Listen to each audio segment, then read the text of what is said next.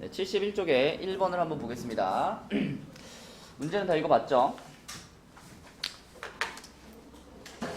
이게 이제 상황이 좀 복잡한데 각 면에 숫자 11, 2, 3, 3이 각각 적힌 정육면체 모양의 상자가 있다.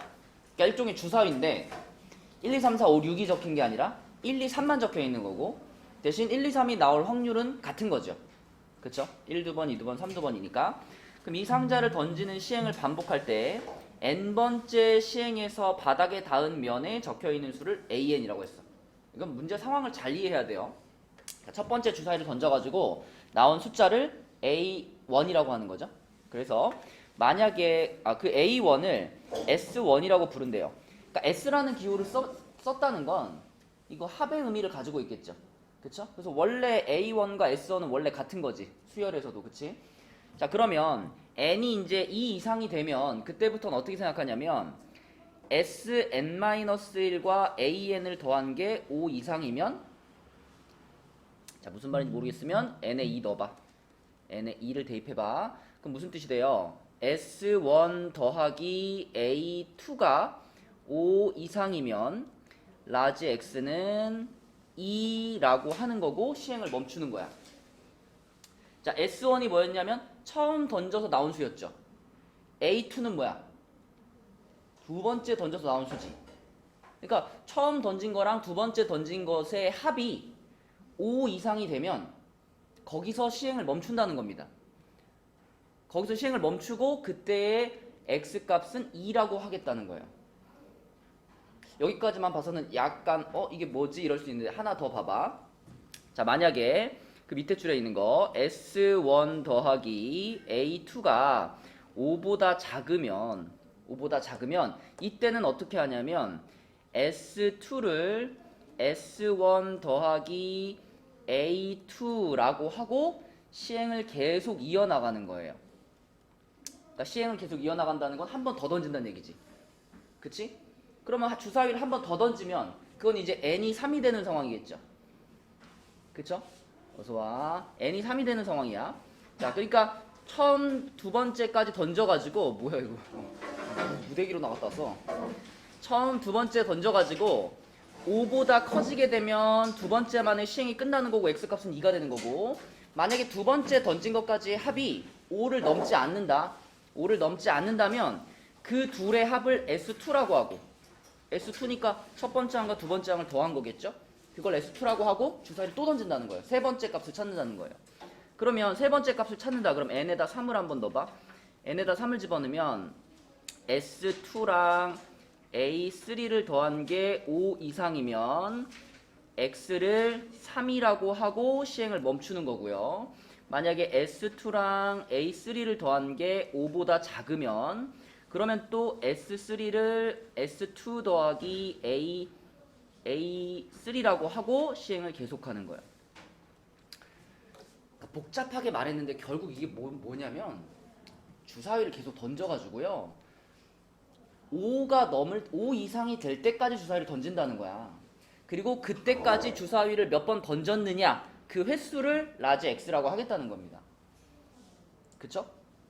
다시 이해해봐. X가 2일 때 이거 무슨 얘기야? 주사위를 두 번 던져가지고 두 번 만에 5를 넘어갔다 이 말이야. 그죠? 그럼 X가 3이라는 건 뭐야? 주사위를 세 번 던져가지고 세 번 만에 5를 넘어갔다. 이게 X가 3일 때입니다. 그럼 X가 4일 때는 뭐겠어? 주사위를 4번 던져가지고 5를 넘었다. 이게 4가 되는 거예요. 그쵸? 이런 상황인 건데 이거를 지금 글로 표현을 해놓으니까 복잡한 거죠. 그래서 일단 상황을 이해를 해야 되고 그러면 우리 이 생각을 먼저 해보자. 이 라지 X 값이 될 수 있는 애들이 뭐가 있을까요? 지금 주사위 던져서 1 나오고 2 나오고 3 나올 수 있는 그런 주사위인데 자, 가장 빨리 5에 도달하려면 두 번 만에 도달할 수 있죠. 그 다음에 세 번 만에 도달할 수도 있고 네 번 만에 5에 도달할 수도 있고 최대한 숫자가 작게 나오면 몇 번 만에 도달할 수도 있어. 5번 만에 도달할 수도 있죠. 그죠? 처음에 던져도 1 나오고 또 1 나오고 또 1 나오고 또 1 나오면 네 번째까지 5가 안 되잖아. 그치? 그럼 5번째까지 기회가 가는 거지. 그치?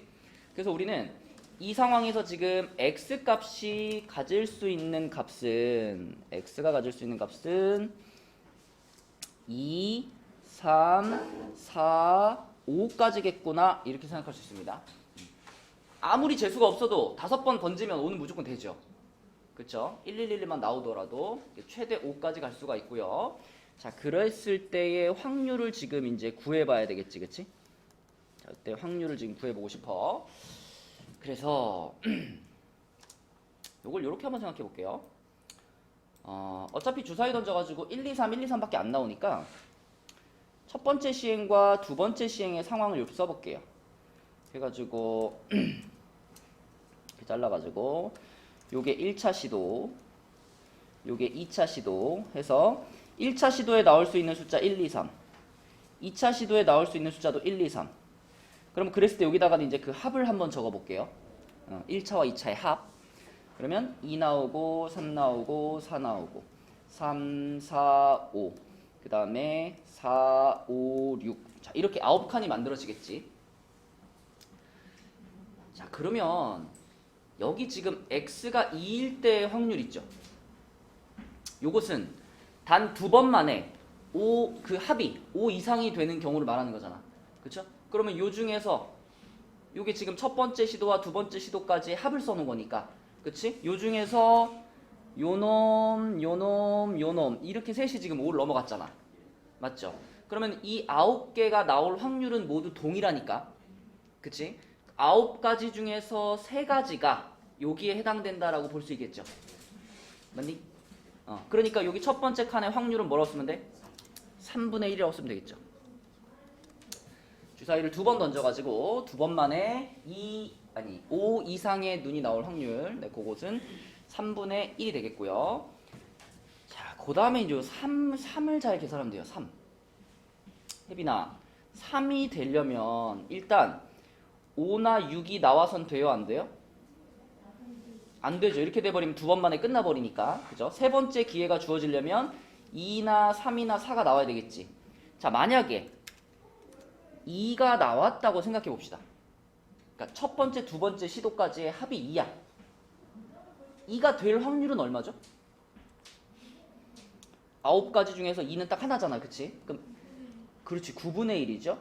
그럼 그 상태에서 이제 내가 세 번 만에 세 번째 시도에서 합이 5가 되려면 세 번째 던져서 나온 눈이 반드시 얼마여야 돼? 3이어야 되죠. 그쵸? 잘 생각해봐. 1차, 2차까지의 합이 2밖에 안 된단 말이야. 그러면 3차 딱 시도했을 때 5 이상이 되려면 3차 시도에서 3눈이 나와야죠. 그쵸? 그러므로 요 9분의 1의 확률에다가는 곱하기, 자, 무조건 3이 나와야 되니까 주사위 던져서 3 나올 확률 얼마야? 6개 중에 2개 아니야. 그죠? 그럼 3분의 1이 됩니다. 그죠? 이게 1, 2차의 합이 2이고 그러면서 3차에서 5를 넘을 확률, 5 이상이 될 확률입니다. 자, 플러스 이번에는 1, 2차의 합이 3인 경우를 생각해봐. 3인 경우. 자, 그럼 일단 3이 될 확률은 얼마죠? 9가지 중에 2가지. 그쵸? 3이 될 확률 9분의 2입니다. 자, 그럼 그때 1, 2차의 합이 3일 때 그때 3차 시도에서 5 이상이 되려면 3차 시도에서 나온 눈이 2거나 3이면 되죠. 그쵸? 맞죠? 2거나 3. 그럼 확률이 얼마야? 요거 아닌가? 그죠? 지금 이렇게 생긴 주사위를 던져서 2 또는 3이 나오면 되는 거니까. 그죠? 3분의 2. 자, 마지막으로 1, 2차 시도의 합이 4가 되는 경우. 4가 되는 경우는 9가지 중에서 3가지가 되는 거니까. 자, 4가 될 확률은 일단 9분의 3이고요. 그러면 2차 시도까지 합이 4면은 3차 시도에서는 어때요? 아무거나 나와도 되죠. 그죠? 아무거나 나와도 돼. 그럼 확률 얼마? 1이라고 하면 되겠지. 그치? 그래서 이걸 계산해주면 27분의 1 더하기 4 더하기 9. 그래서 27분의 14가 바로 3일 확률이 되겠다. 27분의 14. 이제 4하고 5가 남았는데 4를 구하기가 간단할까 복잡할까? 어떨 것 같아? 아, 간단해요? 그럼 이렇게 물어볼게. 4 구하는 게 편할까요? 5 구하는 게 편할까요? 5 구하는 게 훨씬 편하죠. 그쵸? 왜냐면 x값이 5가 되려면 1차, 2차, 3차, 4차 시도까지 전부 얼마가 나와야 돼? 1만 계속 나와야 돼. 그지? 그래야지 5번째 시도까지 갈 수 있고, 그러면 그 마지막 5번째 시도에는 아무거나 나와도 되죠. 그쵸? 그러므로 5가 될 확률을 구하는 것이 간단해. 그럼 얘를 먼저 구한 다음에 4는 어떻게 하면 되겠어요? 그렇죠. 우리 다 더하면 1인 거 알고 있으니까 전체 1에서 빼주는 게 낫겠죠. 그쵸? 네, 그래서 5가 될 확률을 구해보면 1차에도 1 나왔고 2차에도 1 나왔고 1이 계속 4번이 연달아 나와야 되니까 3분의 1의 몇 제곱이야? 4제곱이지. 그치? 그러면 81분의 1이죠? 마지막 5차 시도는 아무거나 나와도 되니까 81분의 1이 5가 될 확률이 되겠다. 자, 그럼 이제 뺄셈을 통해서 4일 때의 확률을 찾으면 얼마일까요? 얘가 81분의 27이죠. 얘는 81분의 42고 얘는 그대로 81분의 1이니까 이 둘이 더하면은 69, 70이네. 그지? 셋 더한 게 70. 그러므로 여기는 얼마예요? 81분의 11. 네, 요렇게 우리가 확률 분포를 완성할 수 있겠다. 복잡한 문제죠. 그쵸? 이게 완성됐으면 그 다음에 뭐 평균 구하는 건 그냥 단순 계산입니다. 그지? 혜빈아 답 뭐야?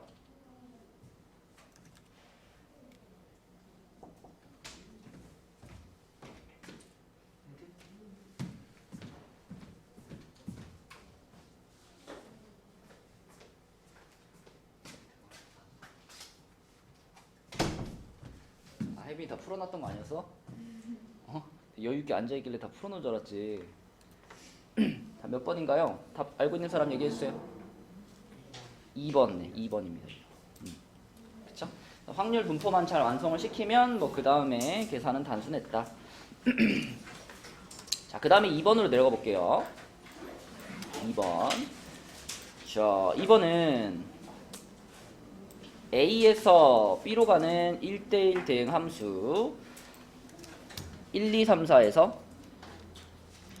1, 2, 3, 4, 5로 가는 1대1 함수입니다. 1대1 함수. 1대1 함수 중에서 임의로 하나를 택할 때 확률 변수 x는 다음 조건을 만족시킨다. 이 F3보다 F4가 크면 라지 x의 값은 F4래요. 이거 뭐 잘 상황을 좀 나눠가지고 따져보면 될 것 같은데, 우선 여기에서 여기로 가는 1대1 함수가 몇 개 만들어질까 얘들아?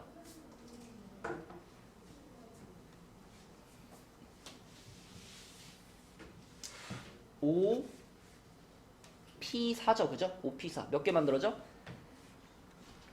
120가지가 만들어질 겁니다. 그죠?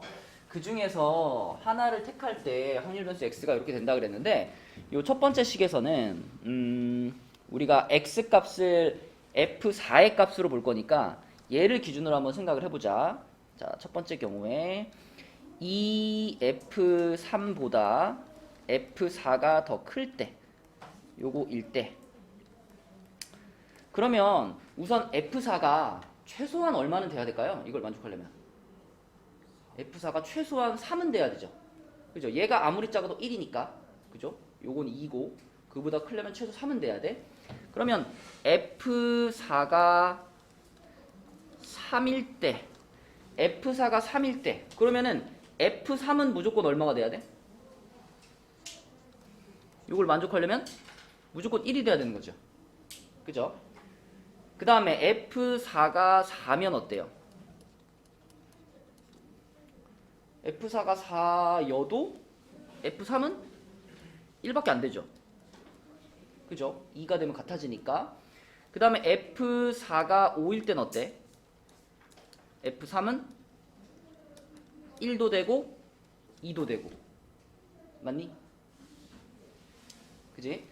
자, 근데 이제 여기서 우리가 이제 이 문제를 풀면서 계속 F3이랑 F4만 볼 거예요. F1과 F2는 사실 언제나 이 써있는 경우 중에 언제나 F4랑 F3이 결정되고 나면 F1이랑 F2는 남아있는 것 중에 선택하는 거잖아. 그쵸? 그러면 항상 F1과 F2는 몇 가지 선택권을 가질까요? 예를 들어 첫 번째처럼 얘가 요렇게 되고 얘가 요렇게 됐어. 그럼 이제 남아있는 1과 2는 자 3하고 1 빼고 나머지 2, 4, 5한테 쏴줘야 되죠. 1대1 함수로. 그죠? 그럼 얘네 둘을 쏘는 방법이 몇 가지야? 6가지죠. 3P. 그죠? 그러니까 아까 전에 맨 처음에 120가지라고 얘기했는데 이 120가지 중에서 항상 F1과 F2가 마지막 6가지 선택권을 가질 거예요. 그러면 우리는 이 120가지 중에서 F3과 F4에 대한 요거에 대한 20가지 경우의 수만 가지고 문제를 풀면 돼요. 봐봐. 요렇게 선택했을 때 여기다 곱하기 6 할 거고 또 요렇게 됐을 때도 여기다 곱하기 6 할 거고 이게 다 합쳐져가지고 120가지가 되는 거잖아. 그러니까 곱하기 6이라는 것은 계속 붙어있는 거니까 얘네 둘을 선택하는 경우의 수는 계속 붙어있는 거니까 그 곱하기 6을 제외한 나머지 20가지 경우의 수에 대해서만 우리가 확률을 따져도 괜찮다는 거예요. 자 그러면 요 경우는 지금 한 가지라고 생각을 할게요. 그죠? 요거 1, 2 선택하는 거는 제껴놓자 이거야. 다 똑같으니까. 요거 한 가지라고 생각하고 요것도 한 가지라고 생각하고 요거는 몇 가지야? 2가지죠. 그죠? 그래서 여기서 우리가 얻을 수 있는 건 x가 3이 되는 경우가 한 가지, 그 다음에 x가 4가 되는 경우가 한 가지, 그리고 x가 5가 되는 경우는 2가지. 요렇게 찾을 수 있는 거예요. 그죠? 그럼 이제 두 번째로 넘어가서 2F3보다 4가 크거나 같을 때 F3이 F4보다 크거나 같을 때 그럼 요때는 이제 F3이 X값이 될 거니까 얘를 기준으로 한번 생각해 볼게요. F3이 1일 수 있나요? 얘가 1일 수 있나? 얘가 1이면 F4는 뭐 아니면 뭐가 되죠? 1도 되고 2도 되죠. 그쵸? 맞죠? 이쪽 2가 되니까. 자, 그 다음에 F3이 2면 F4는 1도 되고 2도 되고 3도 되고 4도 되네. 그치? 1대1로는 못 쏘는구나. 그럼 여기서 1 제외시켜줘야 되겠다. 그죠? F3이 1한테 썼으면 F4는 1한테 못 쏘니까 요거 빼줘야 되겠다. 마찬가지로 여기서도 요거 빼줘야 되겠다. 그죠? 요렇게 1대1 함수니까. 자, 그 다음에 F3이 3이면 이번에는 F4가 다 가질 수 있죠. 다 가질 수 있고 얘랑 겹치지만 않으면 되는 거니까. 자, F4는 1, 2, 3은 안 되고 4, 5 이렇게 되겠다. 그죠? 그 다음에 F3이 4일 때 이때도 F4는 4만 빼고 다 되는 거니까 1, 2, 3, 5가 될 거고, 그리고 F3이 5일 때 요거 F4는 5 빼고 다 1, 2, 3, 4 이렇게 되겠다. 그쵸? 자, 그럼 이제 요게 X 값이 요 앞에 있는 값이 지금 라지 X 역할을 해주는 거니까, 그죠? 요 상황에 대해서도 써보면 X 값이 1인 경우가 한 가지 있는 거죠. 요거 맨 첫 번째 줄에 써 있는 거 한 가지. 두 번째 X 값이 2인 경우가 세 가지. X 값이 3인 경우가 네 가지. X 값이 4인 경우도 네 가지. X 값이 5인 경우도 네 가지가 됩니다. 자, 여기서 아까 얘기했던 거 다시 한번 얘기해 볼게. 봐봐. 지금 여기에 X 값으로 주어진 이게 몇 가지들을 다 더해 볼게요. 여기 하나, 둘이니까 이거 합치면 네 가지죠. 그쵸? 그 다음에 여기 나와 있는 것들 다 합치면 몇 가지야? 16가지. 그럼 얘네랑 얘네 합치면 20가지죠. 이 20가지가 결국은 F3과 F4를 정하는 가지수라는 거야. 그 20가지에 대해서 각각 다 F1과 F2를 정하는 경우가 6가지씩 곱해지는 거죠. 그래서 120이 된다고. 그러니까 우리가 확률을 따질 때는 어차피 그 곱하기 6을 생각하지 않고 그냥 전체를 20으로 보고 20분의 한 가지, 20분의 한 가지 이런 식으로 봐도 확률을 구하는데 문제가 없다. 네, 그래서 숫자를 좀 작게 하기 위해서 그렇게 보자는 겁니다. 전체를 20으로 보고. 그러면 그려볼게 이제. x 값이 될 수 있는 게 1, 2, 3, 4, 5죠. 자, 그 중에서 1인 확률이 1인 것은 여기만 있었죠. 이거 하나밖에 없죠. 그죠? 이거 하나. 그래서 20가지 중에 한 가지니까 20분의 1이고요. 2가 되는 경우도 여기밖에 없는데 2가 되는 경우가 3가지 있었네. 20분의 3. 3이 되는 경우는 여기 한 가지가 있고 여기 4가지가 있으니까 합치면 20분의 5. 4가 되는 경우 여기 한 가지가 있고 여기 또 4가지가 있으니까 이것도 20분의 5.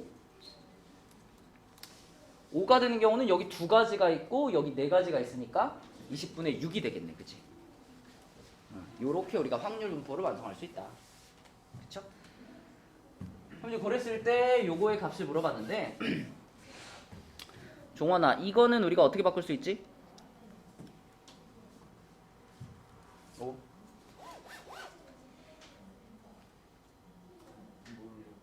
이거 어떻게 바꿀 수 있냐고. 시그마 20x 빼기 3.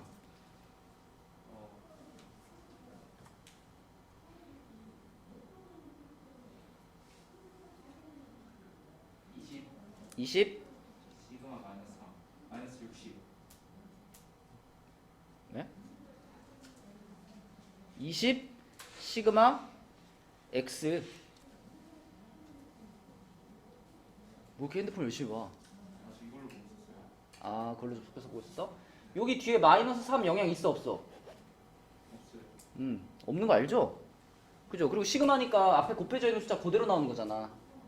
맞아? 그럼 이거는 뭐지, 종원아? v 20x 마이너스 3 이거는 뭐지? 이거는 영향이 있어요. 뭔 소리 하는 거야?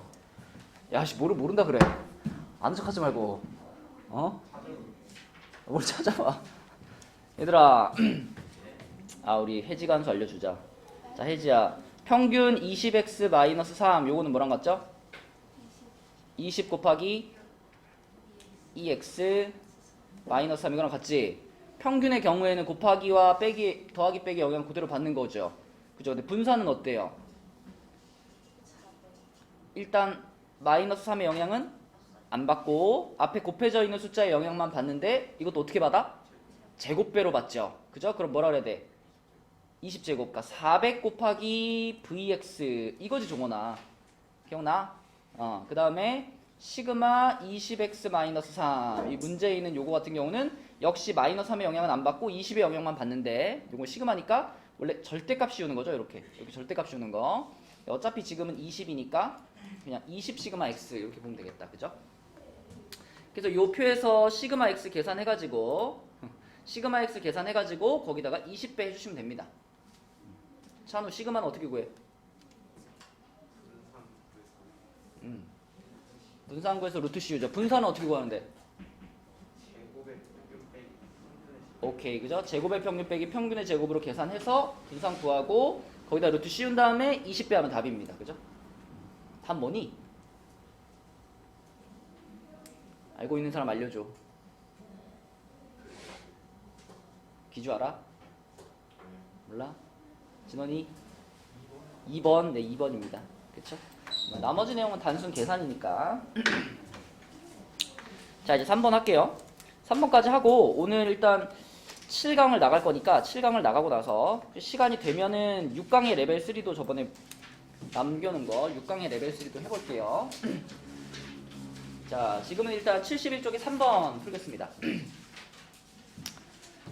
한 개의 주사위를 3번을 던져서 나오는 눈의 수를 A, B, C라고 하고 그 곱의 값을 구하는 시행을 400번을 했어요. 근데 그때 그 곱이 4로 나누어 떨어지는 횟수를 확률 변수 X라고 했네. 그럼 요거는 일단 처음에 바라볼 때 준이야, 이건 무슨 분포야?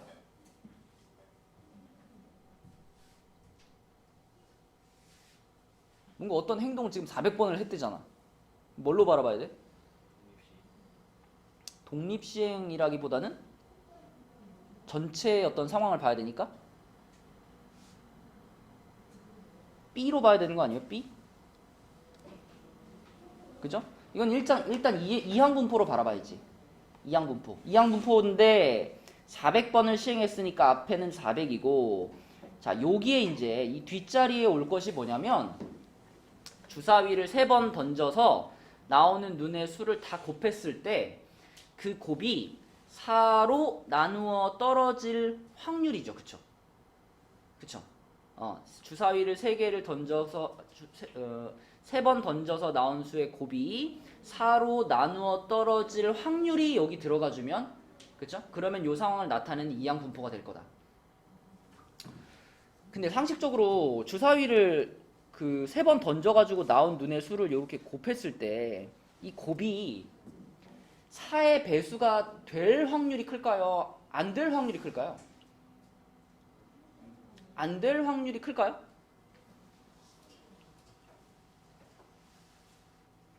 사의 배수가 되려면 2, 4, 6 중에서, 그러니까 2나 6 중에서 2나 6 두 개를 갖거나 아니면 2나 6 중에서 같은 거 두 개를 갖거나 4를 하나만 갖고 있어도 다 되는 거잖아. 그러니까 우리가 계산을 할 때 4의 배수가 될 확률을 구하는 거랑 안 될 확률을 구하는 것 중에 뭐가 편할까요? 안 될 확률을 구하는 게 좀 더 편하지 않을까요? 그죠? 안 될 확률을 구하는 게 4의 배수가 안 될 확률. 자, 4의 배수가 안 될 확률이다. 그러면 애초부터 4는 아예 나오면 안 되죠. 그죠? ABC 중에 4는 아예 나오면 안 되고, 자, 얘가 4의 배수가 안 될 확률을 구할 거야. 그러니까 일종의 여사건으로 구하는 거죠. 그럼 첫 번째는요, A, B, C가 모두 홀수. 그쵸? A, B, C가 모두 홀수여버리면 뭐 의심할 여지 없이 절대 4의 배수가 안 나오겠죠. 그치? 그럼 기주야, 이럴 확률이 얼마야?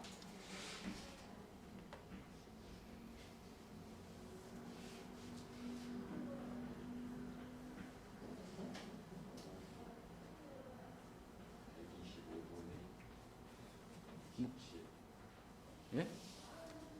주사위를 3번 던져서 홀수가 나올 확률이 얼마예요?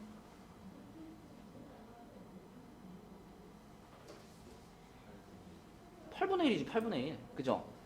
그냥 주사위 한 번 던져서 홀수 나올 확률이 2분의 1이니까 그게 연속으로 3번. 그럼 8분의 1이고, 자, 두 번째는 A, B, C 중에서 한 개만 짝수. 근데 여기서 말하는 짝수는 또 4는 돼야 안 돼? 4는 또 안 돼. 4 말고 다른 짝수. 그러니까 한 개만 2 또는 6이 나오는 경우, 이렇게 볼 수 있겠죠. 그쵸? 셋 중에 한 개만 2 또는 6이 나온다. 그럼 이거를 여러분 이렇게 한번 계산해 볼까요? 지금 일단 A, B, C 셋 중에 하나는 2 또는 6이 나와야 되지. 그러니까 그 하나를 골라. 3C1로 골라. 그러면 그 골라진 녀석에 대해서는 2나 6이 나와야 되는 거니까 주사위 던졌을 때 2나 6이 나올 확률이 몇이죠? 3분의 1이죠. 그럼 그 세 번 중에 한 번은 3분의 1의 확률이 돼야 되는 거고, 나머지 두 번은 이제 어떤 수가 나와야 돼? 나머지 두 번은 홀수가 나와야 되죠. 홀수가 두 번 나와야 돼. 그쵸? 그러면 홀수가 나올 확률이 2분의 1이니까 2분의 1이 몇 번 일어나? 2분의 1이 두 번 일어나. 그쵸? 이런 식으로. 독립시행은 아니지만 이런 식으로 표현할 수 있다. 그치? 세 번 중에서 짝수 나오는 애 하나 선택해주고, 그럼 그 녀석이 확률이 3분의 1이고 나머지 둘의 확률은 2분의 1이다. 요걸 계산하면 얼마인가요? 4분의 1인가? 그쵸? 그러면 둘이 합치면 얼마예요? 8분의 3이지. 그치? 이게 아까 4의 배수가 안 될 확률이었단 말이야. 그죠? 그러면은 이제 여기 독립시행, 아니 이항분포 여기는 얼마가 들어가야 돼? 8분의 5가 들어가주면 되겠죠. 8분의 5. 그래서 우리는 요런 이항분포로 스타트를 할 수가 있고, 그럼 이제 요런 이항분포가 나왔으면 요것의 평균. 종환아, 요것의 평균 어떻게 구하지? np죠. 곱하면 얼마예요? 250이죠. 자, 이게 곧 2x가 되겠고, 그 문제에서는 2x 플러스 3 요거 물어봤으니까 아까 혜지가 대답한 거네, 그지? 요렇게 바꿀 수 있고요. 여기다가 이제 250을 넣을 거니까 답은 뭐가 될까요? 503.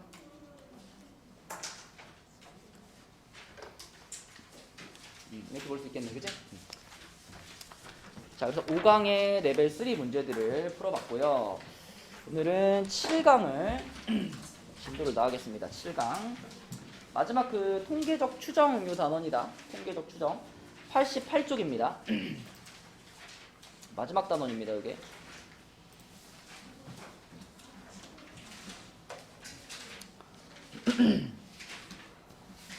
혜빈아, 이 단원 잘 내용 기억나요? 웬만큼 기억나요? 예은이는요? 배운 적 없어요? 자, 통계적 추정이라고 하는 것은 먼저 모집단과 표본. 모집단이 뭐지, 기억나? 모집단. 우리가 예를 들어 대통령 선거를 한다. 그럼 모집단이 뭘까?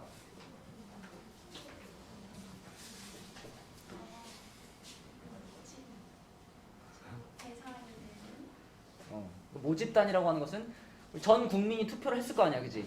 그 전 국민의 모든 표가 다 모집단인 거죠. 맞죠? 그러면은 그 모집단을 다 조사하는 데는 시간도 오래 걸리고 비용도 오래 걸리잖아. 그죠? 그래서 먼저 모집단을 다 조사하기 전에 먼저 뭘 하죠? 선거할 때 출구조사라는 걸 하죠. 그죠? 출구조사. 그 대통령 그 선거하고 나오는 그 입구에서 몇 명만 이렇게 추려가지고 조사하는 걸 출구조사라고 하잖아. 그 출구조사가 표본조사인 겁니다. 그지? 모집단 전체를 다 조사하기 이전에 몇 명만 뽑아가지고 먼저 조사해 보는 것. 그 몇 명만 뽑은 그 집단을 이제 표본이라고 부르는 거죠. 그럼 그 표본들의 평균은 좀 금방 구할 수 있잖아. 개수가 몇 개 안 되니까.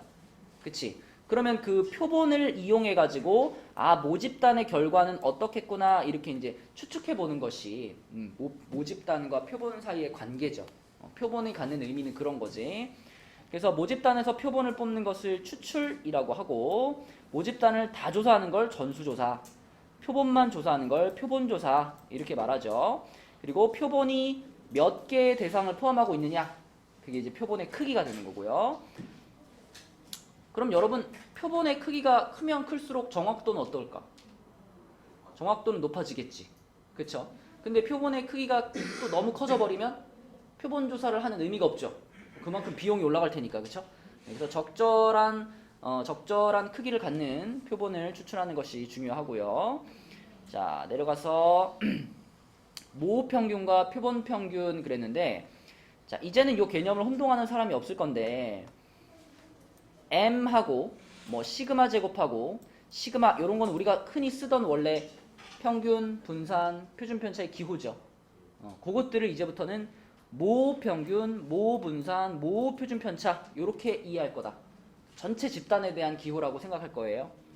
그럼 이제 여기에 요게 등장해. 이제 x 바가 등장해. x 바는 뭐지? x 바는 표본 평균이죠. 표본 평균이야. X바. 그러니까 내가 모집단 중에서 한 세트의 표본을 뽑았어요. 그 한 세트의 표본을 뽑았을 때 그 한 세트의 표본 안에 들어있는 애들의 평균, 그게 X바입니다. 근데 내가 만약에 모집단, 이렇게가 모집단인데 이 모집단에 이렇게 별량들이 막 들어있어. 별량들이 막 들어있는데 이 중에서 내가 크기가 뭐 3인 표본을 뽑으려고 그래. 그럼 내가 요렇게 표본을 뽑았어요. 그럼 얘네 셋의 평균이 나오겠죠. 얘네 셋의 평균이 X바예요. 근데 표본을 요렇게 뽑을 수도 있지만 표본을 요렇게 뽑을 수도 있잖아요. 요렇게 셋을 뽑았어. 얘네 셋의 평균도 뭐예요?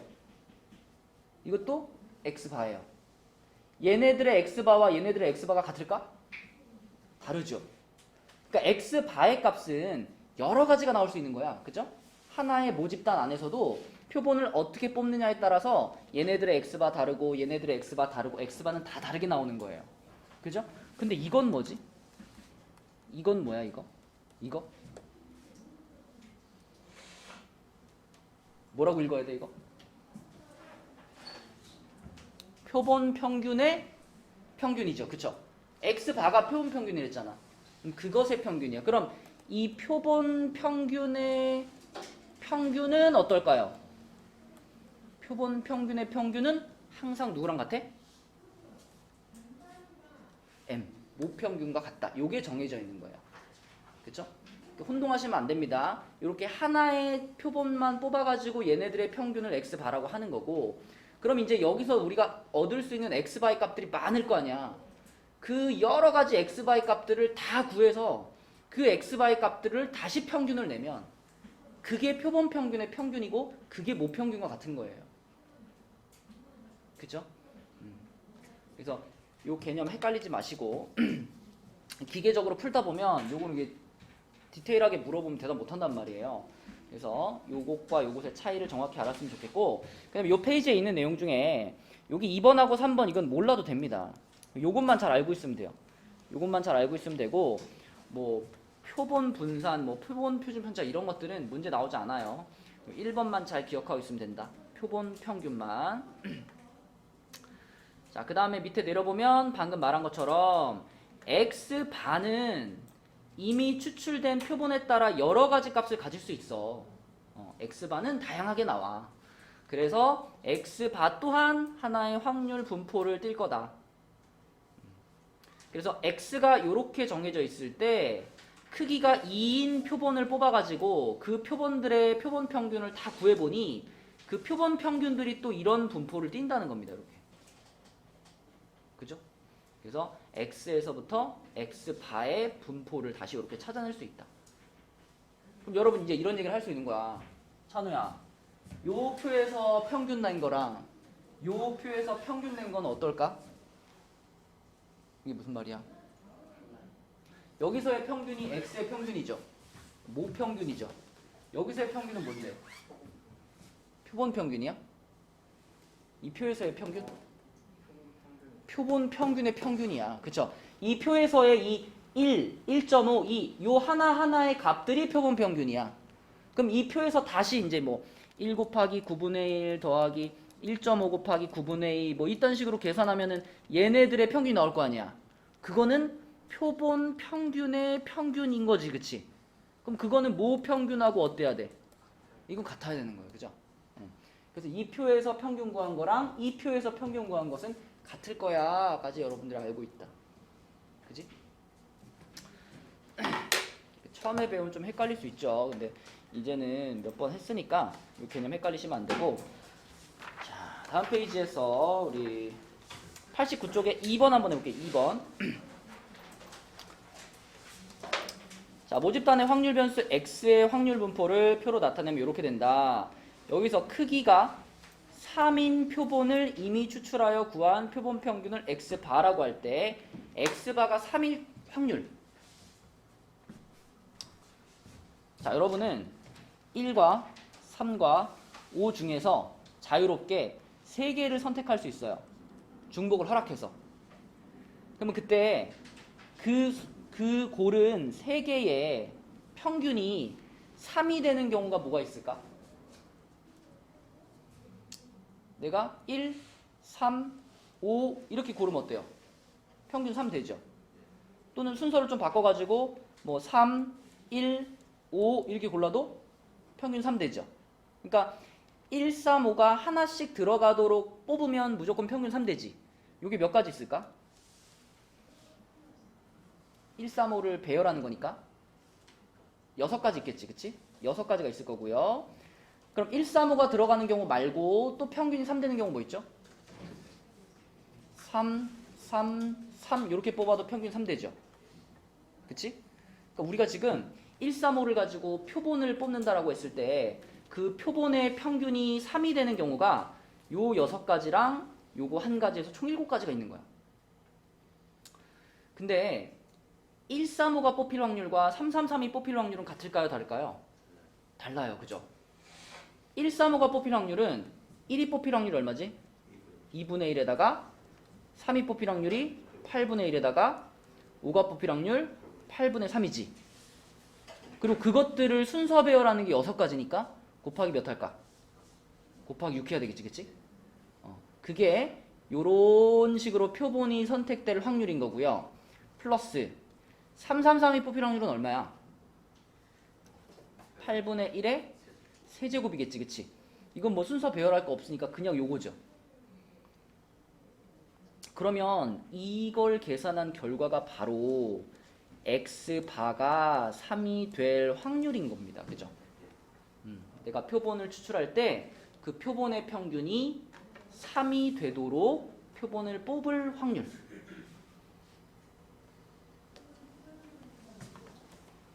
계산 한번 볼까? 요게 이렇게 지워지고 3되니까 앞에 게 64분의 3이고요. 얘는 8 곱하면은 510인가? 512분의 1인가? 그럼 얘가 512분의 24니까 512분의 24가 아닌가? 아, 339구나. 9. 그러면은 72에다가 1 더하는 건가? 73 이렇게 되겠네. 그죠? 512분의 73. 3번이 되겠다. 정선아 이거 무슨 얘기인지 알겠어요? 무슨 얘기인지 알겠어? 자, 그 다음에 90페이지로 가서 자, 여기도 이제 표본 평균의 평균 분산 표준 편차에 대한 얘기인데 앞장에서 이미 얘기한 게 표본 평균의 평균은 모 평균과 같다라고 얘기를 했었고요. 표본 평균의 분산은 모 분산을 n으로 나눈 거였어요. n으로 나눈 거. 그쵸? 이 표본이 커지면 커질수록 어떤 일이 벌어지나 봐봐. 자, 지금 요 위에 있는 표가 모 집단의 분포를 나타낸 거고 요 밑에 있는 표는 표본 평균의 분포를 나타낸 거예요. 근데 보면 얘도 2에서부터 시작해서 6까지 가고요. 확률이 똑같이 3분의 1, 3분의 1, 3분의 1인데 얘는 2에서부터 시작해서 6까지 가는 건 똑같은데 확률이 바뀌어. 지금 보면 얘는 양 사이드의 확률이 제일 작죠. 가운데 확률이 제일 어때? 제일 크죠. 그죠? 그러니까 표본을 뽑으면 표본 평균은 어떻게 되냐면 중앙 부분의 확률이 올라갑니다. 모집단에 비해서, 모집단의 분포에 비해서 표본을 뽑아서 표본 평균의 분포를 보면 중앙 부분의 확률이 올라가고 양 끝 있죠. 양 끝 부분은 확률이 어떻게 돼? 상대적으로 떨어져요. 이런 식으로 분포가 변하면 얘들아 분산이 커질까 작아질까? 분산이 커지나?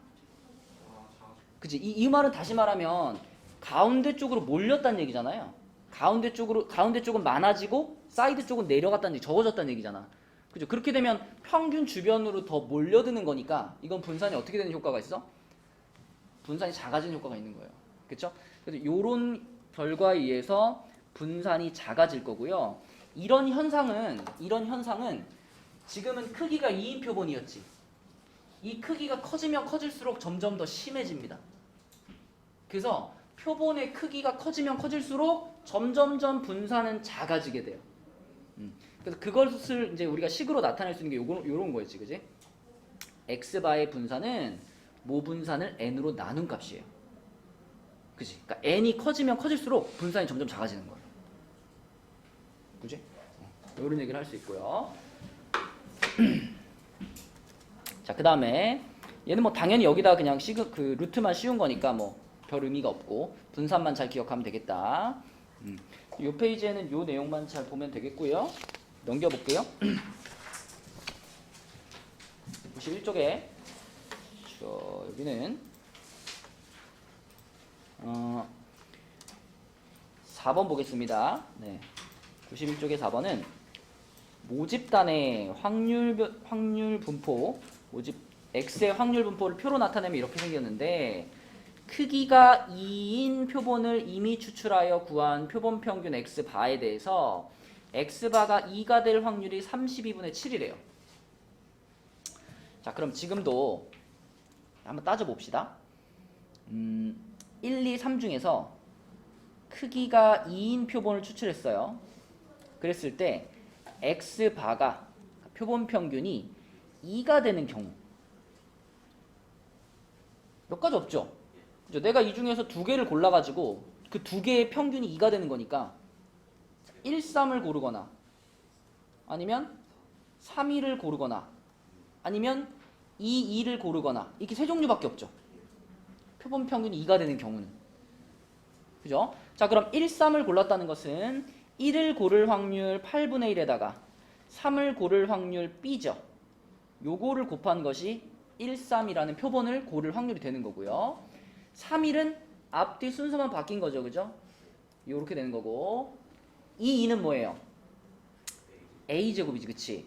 자, 그럼 요것들을 더한 것이 표본 평균이 2가 될 확률인 겁니다. 표본 평균이 2가 될 확률. 그럼 얘가 P, X바가 2일 확률이고 그것을 32분의 7이라 그랬어요. 그쵸? 그럼 조금 정리하면은 얘가 8분의 2니까 4분의 1B에다가 A제곱을 더한 게 32분의 7인데 우리 좀 간단히 해놓자. 32 곱할게요.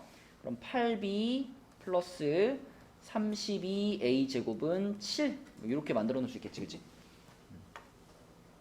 혜빈아 어제 뭐 했어? 공부했어? 오늘 거의 약간 이제 난 오늘 내버려 두세요 이런 느낌인데. 자, 혜빈아 이 표를 딱 보자마자 A, B에 대한 관계식 하나 보이죠? 뭐가 보여? 그렇지. A 플러스 B는 8분의 7. 목소리 잠긴 거 봐 지금. 이렇게 되잖아. 그지? 그러면 요 관계식이랑 좀 전에 찾아놓은 요 관계식 두 개 있으면 A, B 구할 수 있죠. 그쵸? 자, 8 곱할게요. 여기다 8 곱하면 8A 플러스 8B는 7이니까 자, 8B가 뭐랑 같냐면 8B가 요렇게 되겠네. 그쵸? 7 마이너스 8A랑 같겠죠?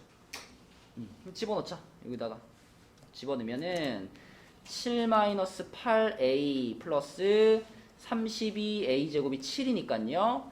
7 지워버리고 8로 약분시키면 4A 제곱 마이너스 A는 0이다. A로 묶겠지. 그럼 4A 마이너스 1은 0이다. A는 0 또는 4분의 1. 자, 근데 문제에서 A, B는 0이 아닌 상수라고 했기 때문에 A는 4분의 1입니다. 그럼 유민아 B는 뭐야 그럼? 8분의 5. 그렇죠. B는 8분의 5 이렇게 되겠네. 그래서 A 자리에는 4분의 1, 그러니까 8분의 2라고 쓸게요. 8분의 2. B 자리에는 8분의 5. 자, 요런 확률이 들어갔어요. 그러면 그랬을 때 X바의 평균을 구하라고 했는데 찬우야 이거는 뭐랑 같아요 늘? 이거는 무조건 뭐랑 같아요? 그죠? 모평균 M하고 같죠? 그쵸? 그래서 우리는 이 확률 분포를 완성했기 때문에 그냥 평균 구하시면 됩니다. 평균 그냥 구하면 얼마 나와? 2분의 5, 4번 이렇게. 그치? 그러니까 표본을 추출하는 과정도 뽑아주는 거기 때문에 중복을 허락해가지고 중복순위를 뽑는 거거든요. 네, 그래서 그 뽑아주는 과정을 우리가 잘 생각할 수 있어야 된다. 자, 그 다음에 92쪽으로 가서 자, 92쪽에는 표본 평균의 분포, 그래서 모평균이 M, 모표준 편차가 시그마인 모집단에서 이미 추출한 크기가 N인 표본 평균 X바는 자, 모집단이 정규 분포를 따르면 X바도 정규 분포를 따른다. 근데 이건 이제 X바에 대한 얘기니까 시그마 자리에 X바에 대한 시그마가 온 거죠. 그렇죠? 우리가 앞장에서 이렇게 얘기했잖아. Vx바는 n분의 시그마 제곱 이렇게 얘기했으니까 그쵸? 네, x바에 대한 정규 분포는 요 시그마가 오는 거죠. 그러니까 요 분산이 오는 거죠. 그렇게 바꿔놨었고 모집단이 정규 분포를 안 따른다고 하더라도 n의 값이 충분히 크면 x바는 정규 분포를 따른다. 이렇기 때문에 요런 종류의 문제는 다 정규 분포를 푸시면 됩니다. 모집단에 크게 구애받지 않고. 그래서 문제로 바로 가볼게요. 자, 여기서는 아주 그냥 기본적인 문제 하나 풀고 그 다음에 6번을 해볼게요. 예제 3번 같은 게 아주 그냥 전형적인 문제죠. 원래는 물품 한 개의 배달 시간이 원래는 요런 정규분포를 따른대지. 30,5제곱. 그쵸? 원래라는 건 모집단을 말하는 거니까 x에 대한 정규분포가 요렇게 생겼어. 자, 근데 우리는 거기서 크기가 16인 표본을 하나 추출했어요. 그죠? n이 16이야.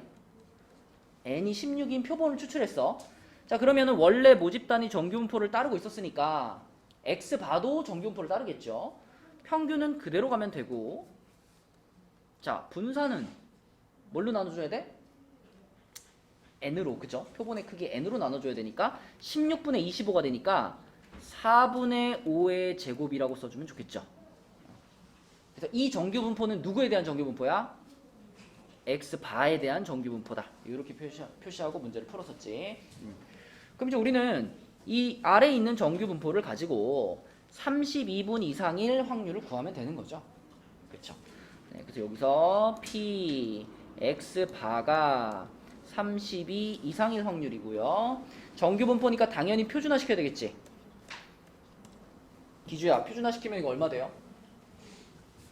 32를 요 정규분포로 표준화 시키면 5분의 8인가? 그럼 1.6인가요? 이렇게 되겠네, 그죠? 1.6 이상일 확률. 그래서 1.6까지가 요만큼이니까 그거 이상이면은 0.5에서 이거 빼면 되겠죠. 얼마나 해지야? 보기에 딱 보면은 뭐 비스무리한 게 하나밖에 없잖아.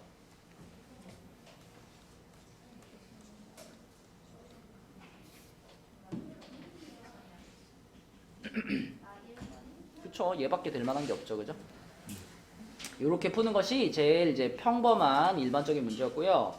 밑에 6번도 한번 보겠습니다. 6번은 정규분포를 따르는 모집단에서 크기가 25인 표본을 이미 추출했어요. 자, 그럼 바로 정규분포 쓸게요. m, 25를 추출했으니까 5분의 2의 제곱. 요게 이제 x바에 대한 정규분포일 텐데, 자, 요 x바에 대해서 요로 할 확률을 얘기하고 있어. 요거 여러분 절대값 풀어주면 이렇게 되죠. 마이너스 5분의 1과 x바 마이너스 m 그리고 플러스 5분의 1 요렇게 되고, 그쵸? 조금 더 정리하면은 m을 다 같이 더해주면 m 마이너스 5분의 1부터 m 플러스 5분의 1까지 요렇게 되죠. 그럼 용준아, 얘를 이제 표준화 시킬 거 아니야. 요 놈을 표준화 시키면 뭘까요?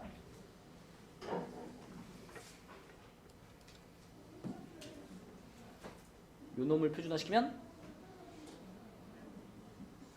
얘에서 얘를 빼니까 마이너스 5분의 1이죠. 그거를 5분의 2로 나누는 거 아니야. 그럼 뭐만 남겠어?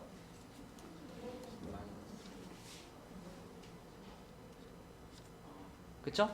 자, 이렇게 되고, 그죠? 표준화 시켰으니까 이제 여기 Z로 바뀌고, 오른쪽은 똑같은데 부호만 바뀐 거니까 요렇게 되겠죠, 이렇게. 뭐 결국 마이너스 0.5부터 플러스 0.5까지인 거니까 그냥 여기다가 몇 배 해주면 돼요? 2배. 그치? 여기다 2배. 그러면 3830 1번이 되겠네. 이런 식으로 아주 쉬운 부분이고요. 자, 마지막 내용입니다. 이제 내용적으로 마지막 부분이야. 94쪽에 통계적 추정. 진원아, 통계적 추정, 모평균의 추정은 언제 어떤 상황에 쓰는 거야?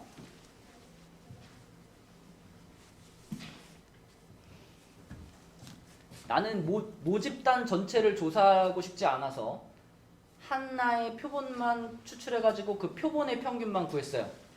그죠? 그럼 그 표본의 평균을 우리가 소문자 x바 이렇게 썼다고 했을 때 요 x바를 이용해서 누구의 위치를 추측하고 싶은 거야?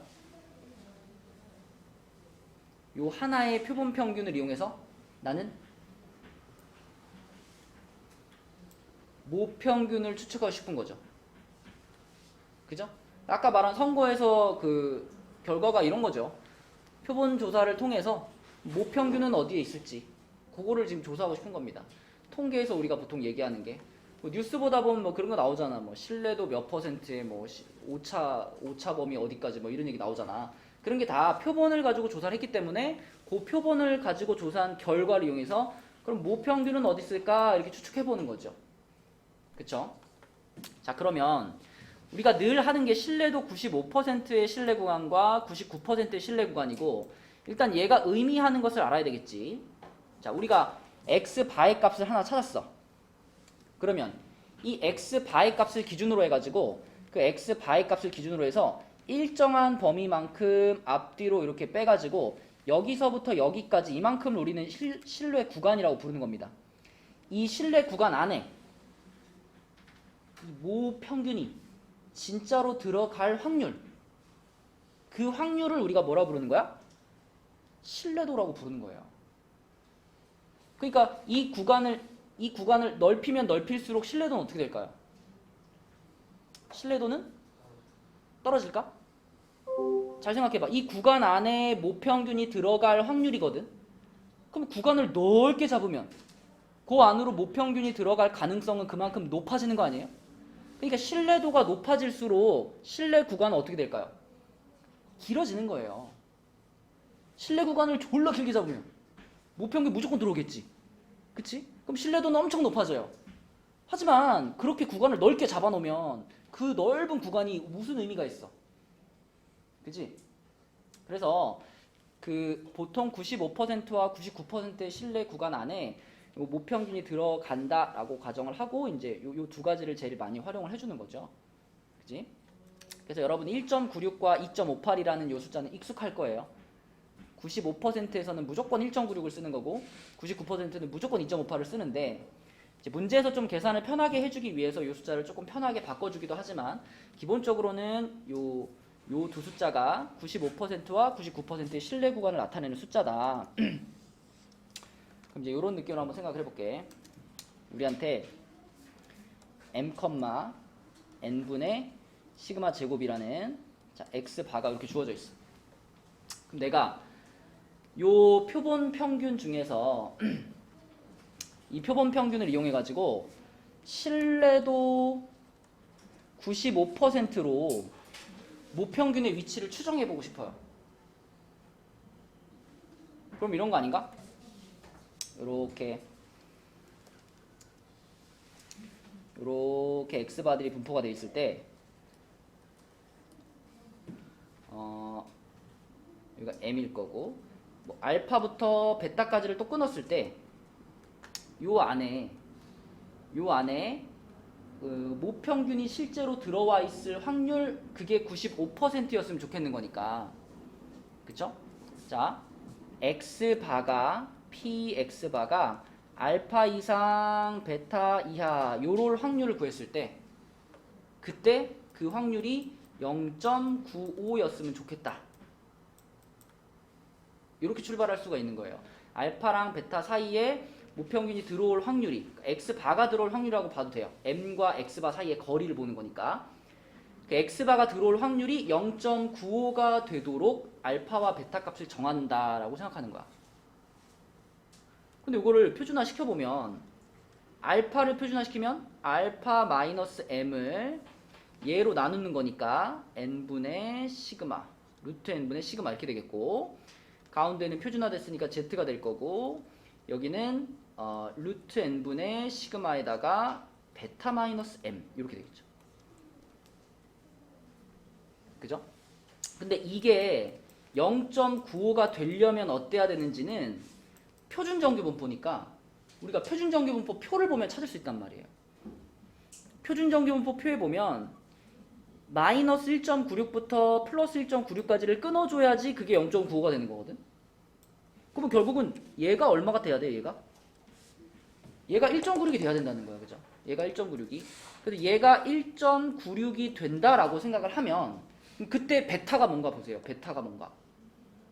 자, 요거 루트 n분의 시그마 곱해주고 m 넘길 거 아니야. 그럼 베타는 m 플러스 1.96 곱하기 루트 n분의 시그마 이렇게 되죠. 그죠? 얘가 지금 얘가 요 자리에 들어가는 거예요. 요 자리. 그럼 여기서 x 바하고 m하고 요렇게 넘겨주면 문제에서 보이는 요런 실내 구간 구하는 식이 나옵니다. 알파도 똑같은 방식으로 계산해가지고 m하고 x하고 넘겨주면 뭐 실내 구간을 구하는 원리는 그런데 사실 뭐 원리까지는 여러분도 몰라도 상관없고요. 실내 구간이 이런 모양으로 생긴다. 그리고 그때 요 1.96이나 아니면 2.58 같은 요런 숫자들을 우리가 뭐라고 불렀었죠? 명칭이 뭐였지? 신뢰도 계수라고 부른다. 신뢰도 계수. 그래서 이 신뢰도 계수는 신뢰도가 높아지면은 신뢰도 계수도 같이 높아진다. 그쵸? 요 정도는 알고 있으면 좋겠습니다. 자, 넘겨볼게요.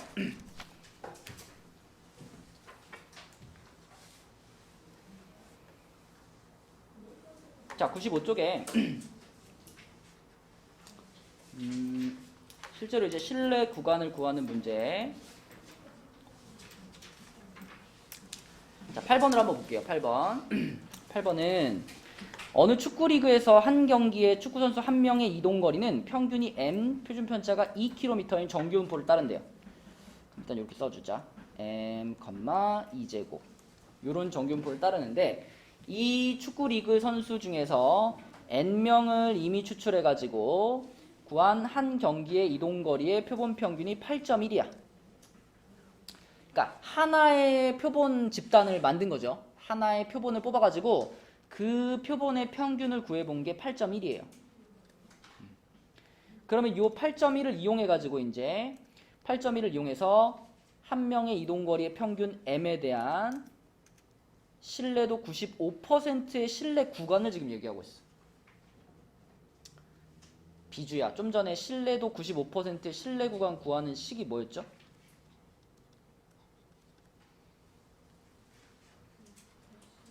x바 빼기 1.96 곱하기 그렇죠. 이쪽은 x바 플러스 1.96 곱하기 루트 n분의 시그마 요거였지, 그치? 근데 문제에서 지금 마지막에 요런 내용을 달아줬기 때문에 우리가 1.96을 그대로 사용하면 되는 겁니다. 그죠? 여기서 숫자를 바꿔주면 우리가 계산할 때 이 숫자를 바꿔줘야 되는 거지. 이 신뢰도 계수를 지금 알려주고 있는 부분이니까. 자, 그럼 여기다 이제 지금의 상황을 집어 넣어보면 m은 x바가 8.1이죠. 8.1 빼기 1.96 곱하기 루트 n분의 2가 되고요. 그 다음에 여기서는 x 8.1 플러스 1.96 곱하기 루트 n분의 2가 되는데 이때 이제 문제에서 요 부분을 요 부분을 a라고 했고 요 부분을 b라고 했어. 그러면 b-a 실내 구간을 구해가지고 오른쪽 끝에서 왼쪽 끝을 빼겠다는 거잖아요. 이렇게 빼면은 항상 이 구간에 뭐가 나오지?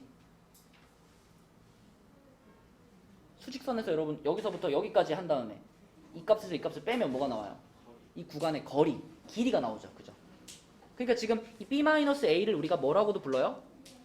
실내 구간의 길이 이렇게도 부릅니다. 그쵸? 그럼 이 실내 구간의 길이가 지금 0.784라고 했으니까 그대로 빼면 돼. 얘에서 얘를 뺐어요. 얘에서 얘를 빼면은 8.1은 없어질 거고, 그치? 1.96의 2배가 되니까 얼마지? 3.92인가? 3.92 곱하기 루트 n분의 2 요게 실내 구간의 길인데 요게 지금 0.784다 이거지. 그죠? 근데 얘랑 곱해보면은 7.84 아닌가 요게? 7.84를 루트 n으로 나눴더니 0.784가 된 거니까 결국 루트 n이 얼마라는 거예요? 10이라는 얘기지. 루트 n이 10. 그럼 n은 얼마야? n은 100이 되는 거죠. n은 100. 그래서 n 값은 100이다. 이렇게 찾을 수 있겠네. 그지? 그래서 오늘 지금 시간이 거의 다 돼서 여기까지 하고 조금 있다가 A반 수업할 때 요 7강을 계속 수업을 할 건데요. A반 수업은 조금 더 이 7강의 그 예제도 더 풀어보고 좀 더 천천히 수업할 거거든요. 그러니까 내가 만약에 여기 내용이 잘 기억이 안 난다, 기억이 안 나서 문제가 잘 안 풀린다 하면은 오늘 A반 수업도 좀 들어봐 얘들아. 알겠죠? 그리고 자이에서 지금 우리가 이제 요거 마무리했으니까 다음 시간부터 이제 수업 시간에 요거 레벨 3만 풀고 그 다음에 자이로 넘어갈 거거든요. 그래서 일단 이번 주에 G 단원까지는 끝내는 것을 목표로 해봅시다. G 단원까지. 다음 주까지. 다음 주에 G 단원 끝내고 한 2단원 정도 남을 거예요. 그러면 네, 오늘 여기까지 할게요. 수고했어요.